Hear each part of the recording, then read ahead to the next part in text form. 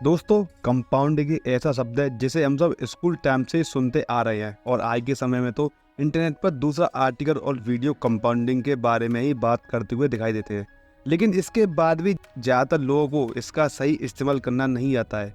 वे अक्सर जिंदगी में पैसा कमाने के बाद भी करोड़पति नहीं बन पाते और ना ही फाइनेंशियली फ्री हो पाते हैं, क्योंकि उनके द्वारा लिए गए ज़्यादातर फाइनेंशियल डिसीजन जाने अनजाने में कंपाउंडिंग की थ्योरी के अगेंस्ट हो जाते हैं। तो आज के इस वीडियो हम इसी प्रॉब्लम को दूर करने के लिए कंपाउंडिंग की ऐसे फॉर्मूले के बारे में बात करने वाले हैं जो जल्द से जल्द आपको करोड़पति बनाने में मददगार साबित होगा। ये एक ऐसा फॉर्मूला है जिसके लिए आपको बस 8 साल काम करना होगा और उसके बाद जिंदगी भर आराम ही आराम। कंपाउंडिंग के इस फॉर्मूले को बेहतर तरीके से समझने के लिए हम एक स्टोरी का सहारा लेंगे। तो चलिए शुरू करते हैं। ये कहानी है 3 दोस्तों की, ऋषभ, शरद और कार्तिक। ये तीनों एक ही क्लास में साथ साथ पढ़ते हैं। तीनों का याराना इतना पक्का है कि उनकी दोस्ती की मिसालें पूरे कॉलेज में दी जाती हैं। कॉलेज के लास्ट ईयर तक तीनों दोस्त साथ ही साथ रहे। फिर जब करियर की बात आई तो तीनों को अलग अलग डायरेक्शन में जाना पड़ा। ऋषभ ने अपने फ्रीडम को प्रायोरिटी को देते हुए फ्रीलांसिंग करना चुना। वहीं शरद ने अपने पैशन को फॉलो करते हुए एक विज्ञापन कंपनी में एक राइटर ज्वाइन कर लिया। अब बचा कार्तिक। सो उसने अपने कॉलेज प्लेसमेंट के थ्रू अपने करियर को दिशा देना सही समझा, इसलिए उसने एक सॉफ्टवेयर कंपनी में प्लेसमेंट ले लिया। इस तरह तीनों दोस्तों ने अपनी जर्नी की शुरुआत की। काम में बिजी हो जाने के कारण उनका 1 साल बिना मिले ही गुजर गया। इस 1 साल में ऋषभ और शरद फाइनेंस के गणित को समझने की कोशिश कर चुके थे और उन्होंने ये जान लिया था कि केवल मंथली सैलरी से काम नहीं चलने वाला। इसलिए उन्होंने अपनी सैलरी में से कुछ सेविंग करना स्टार्ट कर दी थी और उन्हें किसी अच्छी जगह सेव करना भी स्टार्ट कर दिया।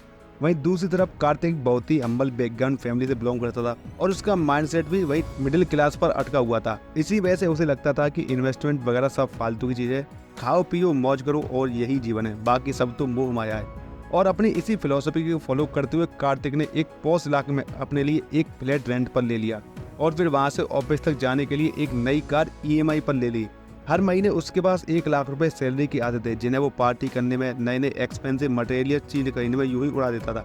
इसके अलावा मंथ एंड में उसका बैंक अकाउंट पूरी तरह से खाली हो जाता था, तो वो अपने खर्चों को पूरा करने के लिए क्रेडिट कार्ड का इस्तेमाल बिना कुछ सोचे समझे करता था। अब 1 साल बीत गया था। तीनों दोस्तों ने सोचा कि काफी दिन से मुलाकात नहीं हुई है, तो क्यों ना किसी अच्छी सी जगह जाकर डिनर किया जाए। इसी बहाने पुरानी यादें भी ताजा हो जाएंगी। तीनों दोस्तों ने मिलकर एक रेस्टोरेंट डिसाइड किया। वहाँ पर पहुँच गए।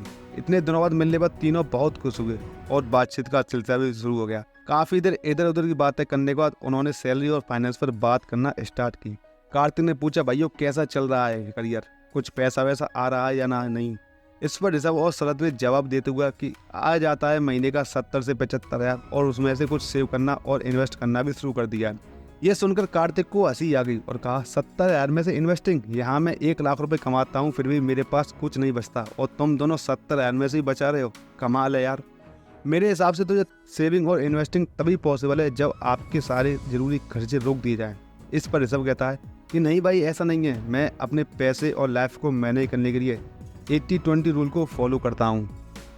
यानी महीने का जितना भी पैसा मेरे पास आता है उसका 18% मैं अपने हाउस और ग्रोसरी बिल से जैसी जरूरी चीज़ों पर खर्च करता हूँ और बचा हुआ 20% पैसा इन्वेस्ट कर लेता हूँ। जैसे मैं हर महीने फ्रीलांसिंग से 70 हज़ार रुपये कमा लेता हूँ, तो उनमें से 18% यानी कि 56 हज़ार रुपये रोजमर्रा की चीज़ों पर खर्च कर लेता हूँ और बाकी का 20% यानी कि 14 हज़ार रुपये इंडेक्स फंड में इन्वेस्ट कर देता हूँ। ऋषभ की बात को आगे बढ़ाते हुए शरद कहता है कि भाई मेरा भी कुछ ऐसा ही है। फालतू के खर्चों को मैंने बिल्कुल जीरो कर दिया है। फ्लैट की जगह एक छोटा सा रूम लेकर रहता हूँ। कार मैंने खरीद नहीं, क्योंकि ज़्यादातर मेट्रो से आना जाना रहता है।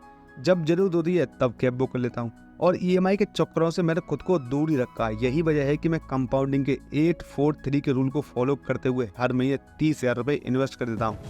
ऐसा वो शरद की बात सुनकर कार्तिक चौंक गया। वो बोला, क्या तुम लोग बुड्ढो जैसी बात कर रहे हो? अभी तो हम जवान हैं। ये टाइम होता है एंजॉय करने का, ऐश करने का। तुम इन्वेस्टमेंट और सेविंग के चक्करों में फंस रहे हो। और भाई सर, तू कहाँ कंपाउंडिंग जैसे झमेलों में इतना पैसा डाल रहा है? ये सब स्कूल बुक्स और कहानियों में ही अच्छा लगता है। असलियत में इनसे कोई अमीन नहीं होता।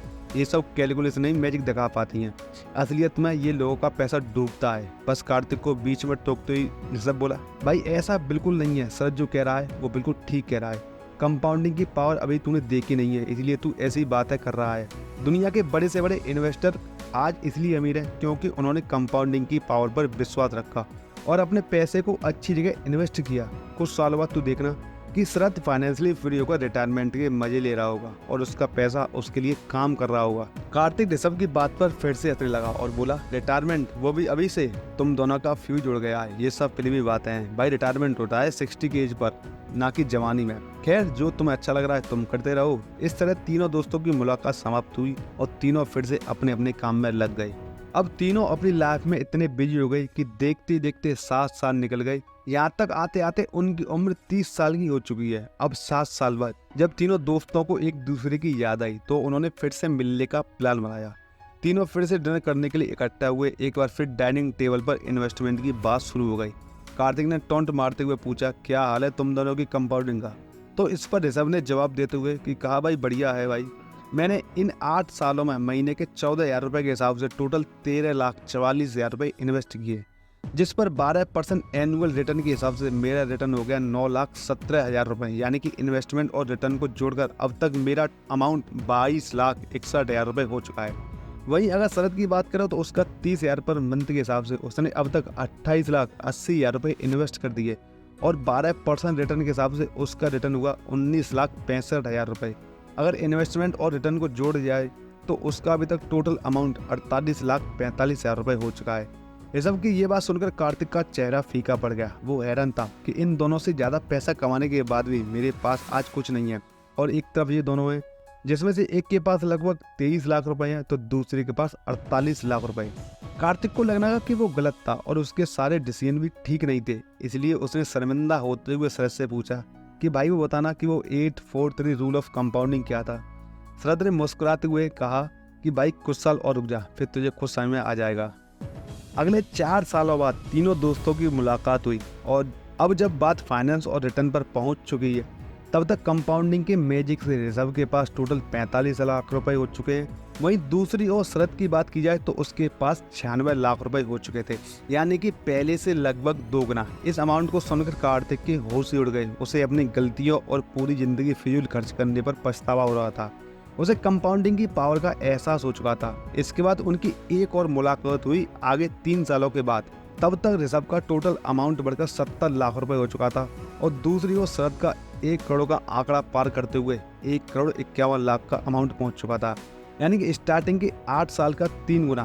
कार्तिक को शरद की कही वो बात याद आ रही थी कि भाई कुछ साल और रुक जा, तुझे अपने आप समझ में आ जाएगा कि कंपाउंडिंग का 843 रूल क्या है। और वो दिन आ चुका था जब कार्तिक समझ गया कि 843 रूल क्या है और मैजिक ऑफ कंपाउंडिंग क्या है। वो समझ गया कि पहले 50 लाख कमाने में शरद को 8 साल लगे, वहीं दूसरे 50 लाख उसने पावर ऑफ कंपाउंडिंग से अगले 4 साल में ही कमा लिए और तीसरे 50 लाख कमाने में तो उसे मात्र 3 साल ही लगे। यही है कंपाउंडिंग का असली पावर, जितना ज़्यादा टाइम उतना ज़्यादा रिटर्न। इसी पावर के दम पर आज शरद के पास पूरे 1.5 करोड़ रुपए थे, वो भी मात्र 15 सालों के पीरियड में। अब वो चाहे तो 37 की उम्र में रिटायरमेंट लेकर खुशी खुशी अपनी लाइफ एंजॉय कर सकता है। अब उसे अब कहीं भी काम करने की जरूरत नहीं है। अब तो उसका पैसा ही उसके लिए पैसा कमा कर ला सकता है। वो चाहे तो छोटे छोटे बिजनेस खोल सकता है जो उसे जीवन भर पैसा कमा कर देंगे। दोस्तों, दुनिया के जाने माने इन्वेस्टर और बिजनेसमैन वॉरेन बफेट ने भी कंपाउंडिंग के 843 के रूल का इस्तेमाल करते हुए अपने टीन एज में ही इन्वेस्टिंग करना शुरू कर दिया था।